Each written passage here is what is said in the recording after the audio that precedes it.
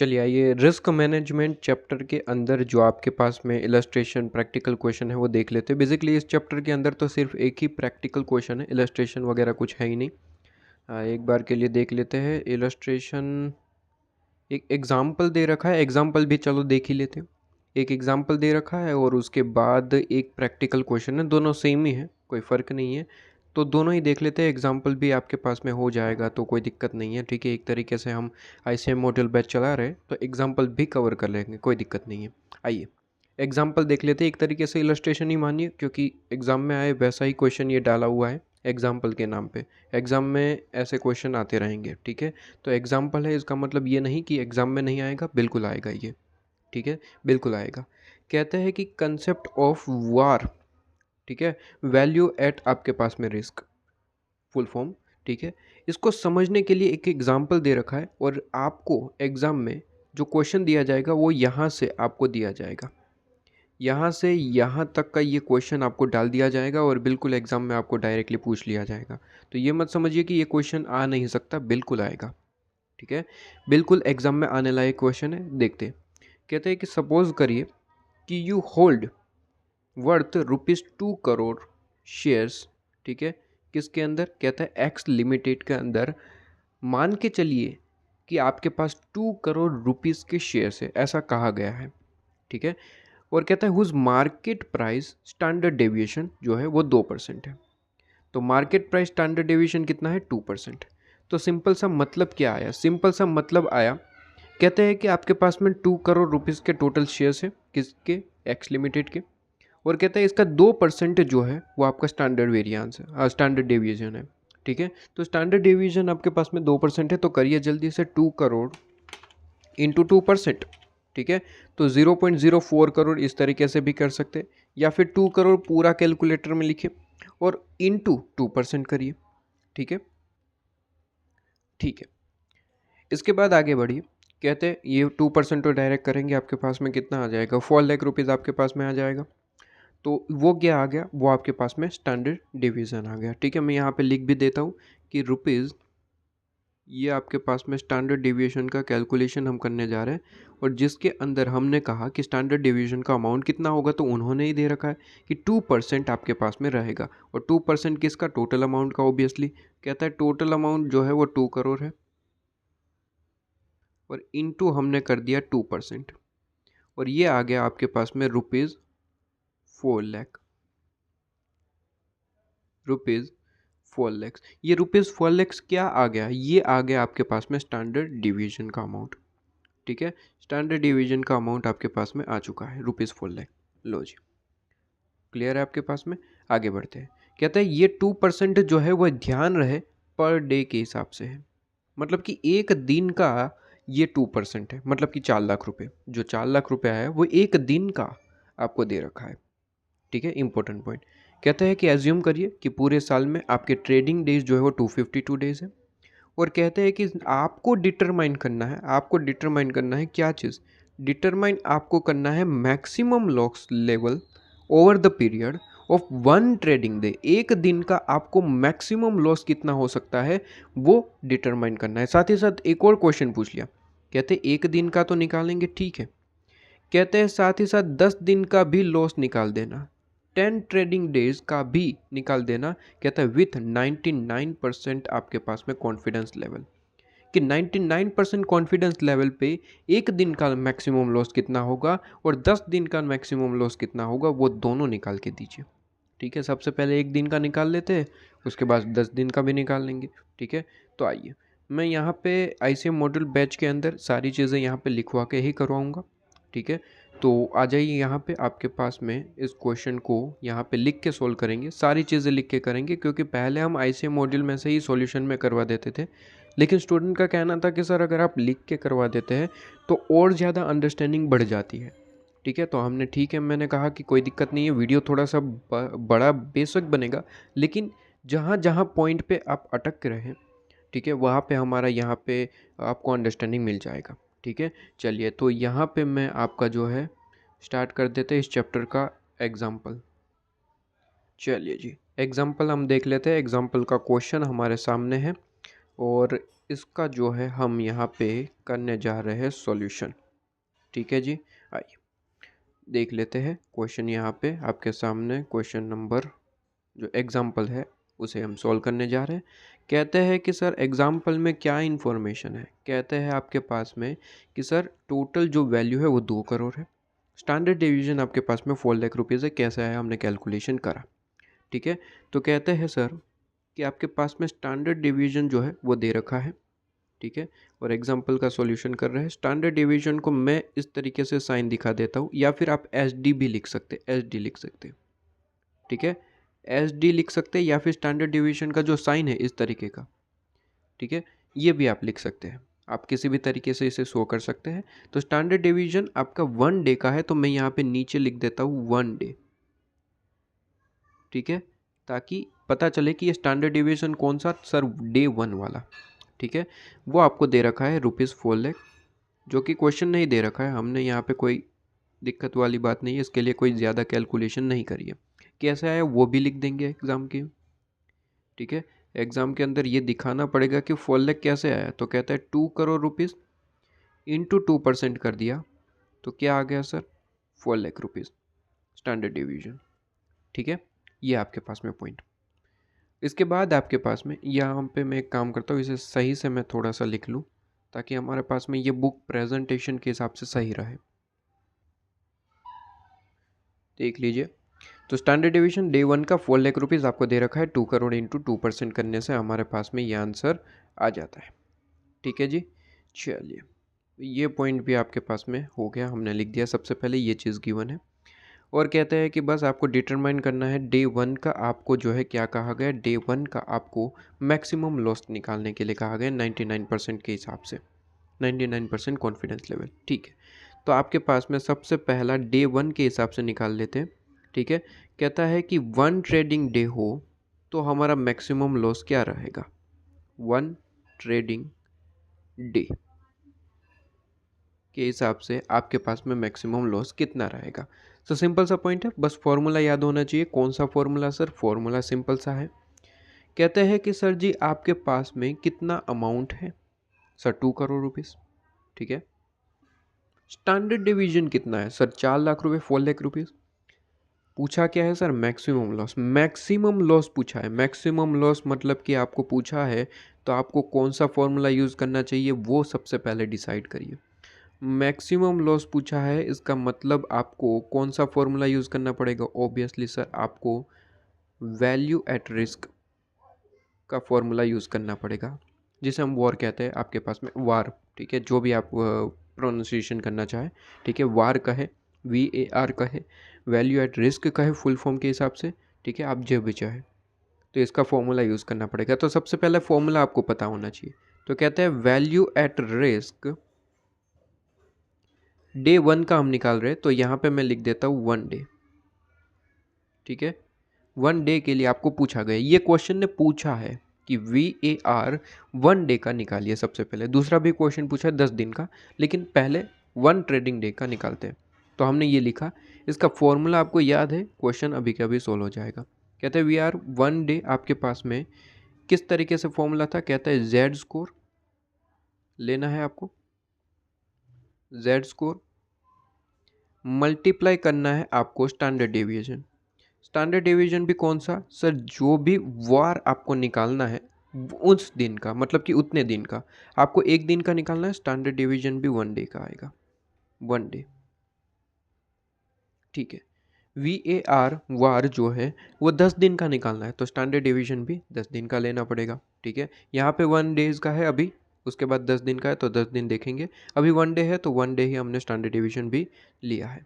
अब Z score जो है वो आपके पास में जो टेबल है, ठीक है, आपके मॉड्यूल के लास्ट में भी होगा, और आपको पता भी होगा इसका Z स्कोर क्या रहता है।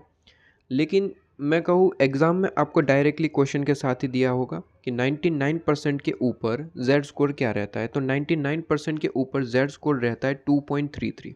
ठीक है, आप लास्ट टेबल में भी देख सकते हैं, आपने ऑलरेडी पढ़ रखा होगा। मैं तो यहाँ पे क्वेश्चन सोल्व करवा रहा हूँ आपके पास में, कंसेप्ट आपके पास में क्लियर होगा। तो कहते हैं 2.33, 99% कॉन्फिडेंस लेवल क्वेश्चन नहीं बताया है। ठीक है। और ये जब एग्ज़ाम में क्वेश्चन आता है तो इसके साथ साथ इसका जेड स्कोर भी दिया होता है। ठीक है, 2-3 जेड स्कोर दे सकते हो सकता है 99% पे 2.33, 98% पे, 97% पे, ऐसा 3-4 कन्फ्यूज़ करने के लिए दे रखा हो। लेकिन हमें तो वही लेना है जो क्वेश्चन ने पूछा है कि 99% कॉन्फिडेंस लेवल पे आपको पूछा है, तो 99% का जो है जेड स्कोर कितना है वो हमें लेना है। तो टेबल में आप देखेंगे 99% पे जो जेड स्कोर है वो आपके पास में है 2.33। ठीक है, एग्ज़ाम में टेबल की ज़रूरत नहीं पड़ेगी, टेबल की इन्फॉर्मेशन क्वेश्चन के साथ दिया जाएगा। ठीक है, यहाँ पे तो एग्जाम्पल है इसलिए यहाँ पे नहीं दिया है, एग्ज़ाम के अंदर दिया जाएगा। तो 2.33 आपके पास में रहेगा। और स्टैंडर्ड डिवीजन एक दिन का क्वेश्चन ने ऑलरेडी दे रखा है, कहते हैं 4 lakh rupees, rupees 4 lakh, rupees 4 lakh. तो जैसे ही मल्टीप्लाई करेंगे वार एक दिन का आ जाएगा। ठीक है, VAR वैल्यू एट रिस्क आपके पास में एक दिन का आ जाएगा, इंटू 4 लाख रुपीज़ करेंगे तो 9.32 लाख रुपीज़।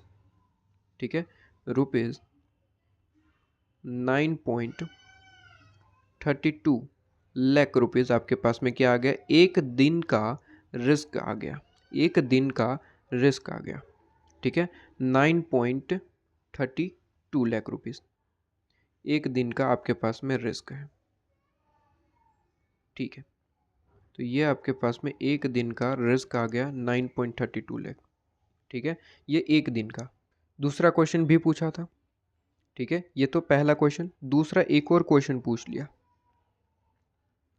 ये था आपके पास में एक ट्रेडिंग डे हो तो। साथ ही साथ एक और क्वेश्चन पूछा कि 10 ट्रेडिंग डे हो तो आपको क्या करना है। 10 ट्रेडिंग डे हो, ट्रेडिंग डे तो कोई फ़र्क थोड़ी ना पड़ता है, कोई फ़र्क नहीं पड़ेगा। जहाँ पे 1 डे ले रहे थे वहाँ पे 10 डेज लेना है। ठीक है, बाकी फॉर्मूला में तो कोई फ़र्क नहीं पड़ेगा, फॉर्मूला तो सेम ही है। कहते हैं VAR value at risk VAR 10 days